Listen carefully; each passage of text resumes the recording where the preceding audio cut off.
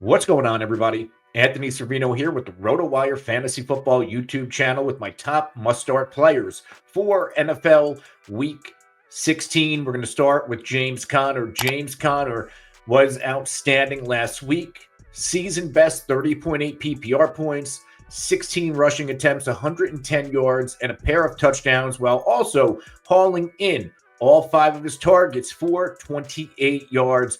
But Conner has been absolute money since week 7, over 11.1 PPR points in all but one game. But a good chunk of those games, he's been hovering over that 15 plus PPR point mark. He's also gone for at least 22 PPR points in 3 out of his past 5 games, including 2 straight. Conner gets it done all over the place as a runner. He scores touchdowns and has a high PPR floor as he's a terrific receiver out of the backfield. In fact, he's had at least 4 targets in every game since week 10. 3 of those games with 5 pass catching opportunities.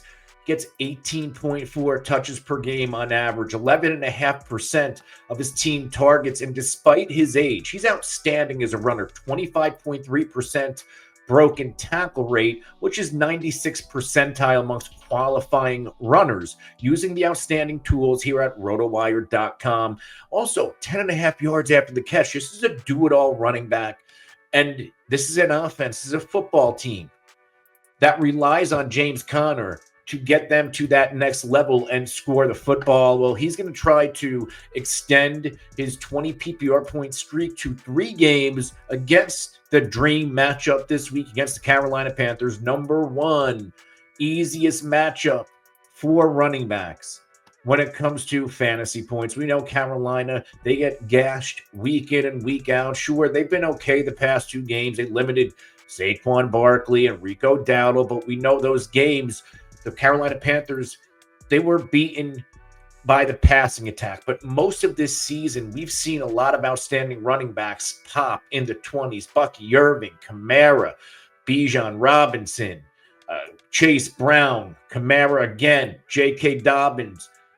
I think this is the week for James Conner to continue steamrolling, and the Carolina Panthers are in his sights. Next running back we're going to talk about, Bucky Irving's an absolute must-start. Yes, he's dealing with hip and back injuries. He's limited in practice, but all indications that he's going to be good to go. Why? Well, he dealt with the same injuries last week, and he played. Solid game, not spectacular. 13.3 PPR points, 15 for $117 on the ground. Also caught 2 passes, 2 targets, -4 yards. But once again, this guy shows he's the best runner, hands down, on this football team. And he didn't score in the past 2 games, but leading up to week 14, he had a 3-game scoring streak. Look for Bucky Irving to get back into the end zone, number 1 against Dallas this week. And I also think that he, once again, as he's getting healthier, starts dominating this backfield. Now, on the season, he's only averaging 13.6 touches per game. But since he's begun taking over, he is well over that 16 touches per game mark, starting back into that week 10 game against the 49ers, where he really started getting going. And then following the bye, we know pair of games at over 27 PPR points, then he suffered the injury. I'm expecting the healthiest Bucky Irving we are going to see since week 12 and 13, and that means he could dominate my Dallas Cowboys. And Dallas, they've been a little bit better defensively with Micah Parsons healthier and healthier every week. But this is still a Dallas run defense. They're gutless. They've been dominated all season long. And a player like Bucky Irving in this offense and this running attack should be able to absolutely dominate the Dallas Cowboys.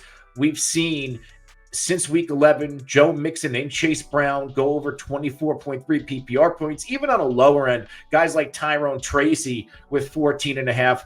Dallas limited Chuba Hubbard, but that was more of a game script last week, right? Like, Chuba still dominated the touches and the snap share, but Dallas blew that game open, and Carolina really had to pass the football.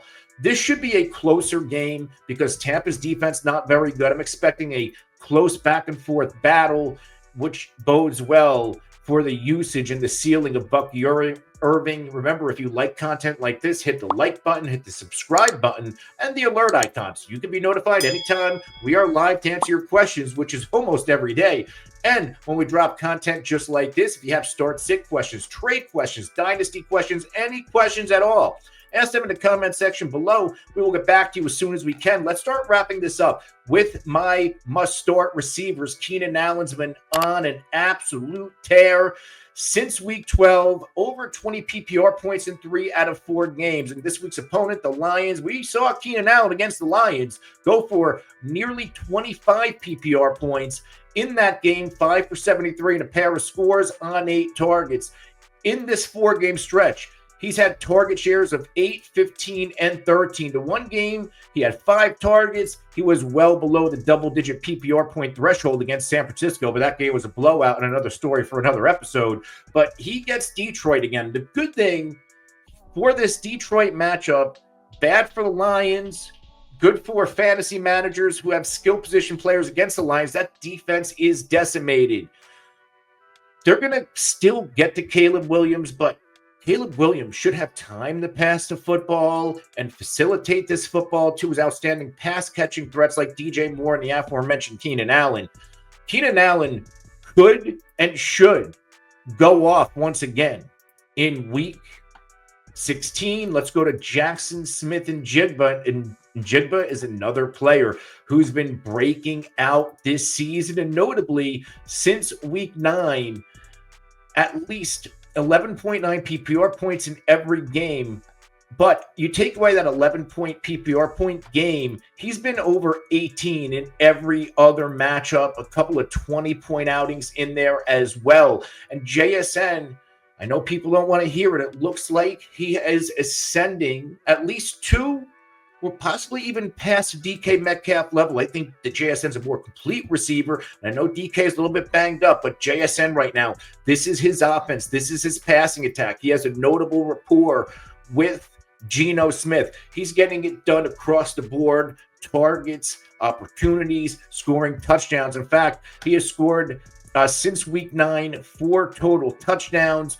And again, when it comes to the PPR floor, which he brings, he's had at least 5 receptions and 82 yards in 3 out of the past 5 games, including 2 straight in which he's given us at least 18 PPR points. He gets Minnesota. This is the easiest defense to throw on. This is the easiest defense for wide receivers to get PPR production on paper, and look for Minnesota. This is a game where they should and could get off to a lead, which means Geno Smith in garbage time puts up a lot of fantasy points, and the biggest benefactor is going to be JSN. Let's wrap it up. Brian Thomas, my last must-start wide receiver. Even though there's no Trevor Lawrence, Brian Thomas still getting it done. 4 straight games over 13 PPR points. But in 3 straight, at least 16 and season best 32.5 last week.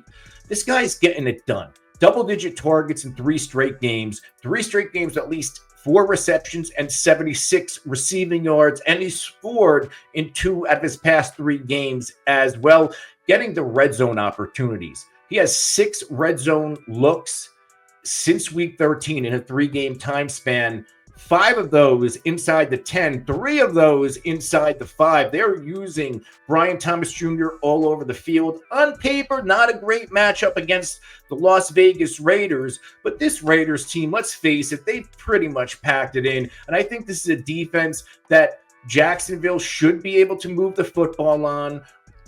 Raiders secondary has been okay, but they're not impenetrable.